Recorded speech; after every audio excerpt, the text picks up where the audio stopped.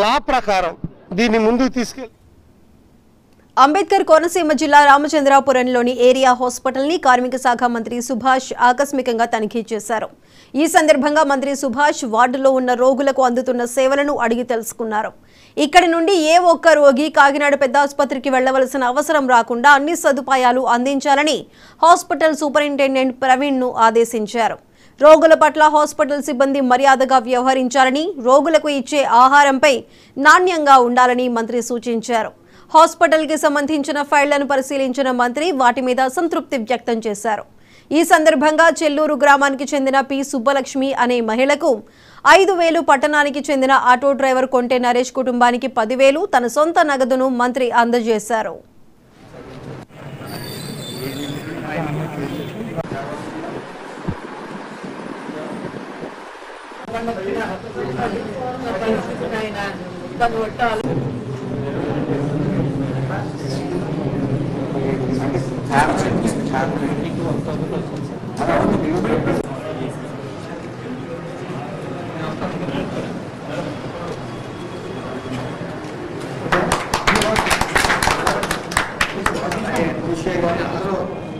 వస్తారు కాబట్టి మీ బాధ్యతగా ఎవరు కూడా కాకినాడ వెళ్ళకుండా చూసే బాధ్యత తీసుకోమని కోరుతా ఉన్నాను. దాన్ని మీకు అన్ని వేళ నేను అన్ని రకాలుగా సహకరిస్తాను, డిపార్ట్మెంట్ అంతా కూడా. అలాగే మీ సహకారం కూడా పేషెంట్ల మీద కొద్దిగా అక్కడక్కడ విసుక్కున్నారని తెలిసింది కాబట్టి కొద్దిగా మనం సౌమ్యంగా వాళ్ళు డీల్ చేసి గౌరవంగా పంపించాలన్నా మనవి. అలాగే ఏమైనా ఇష్యూస్ ఉంటే మన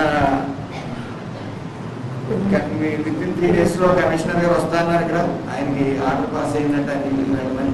ఎందుకంటే ఈ వైసీపీ ప్రభుత్వ పాలనలో బడ్జెట్ తొక్కడం జరిగింది.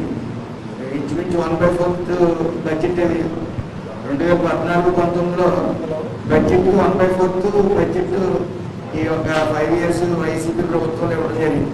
పూర్తిగా నెగ్లిజెన్సీ ఈ ఆరోగ్య సమస్యల మీద ఈ జగన్ పాలన. సో అది ఇప్పుడు వచ్చింది చంద్రన్న పాలన, పవన్ కళ్యాణ్ గారు కాబట్టి లోకేష్ గారి ఆధ్వర్యంలో స్వర్ణ ఆంధ్రప్రదేశ్ని నిర్మించే ప్రయత్నంలో అందులో మీరు భాగస్వాములు అవ్వాలి.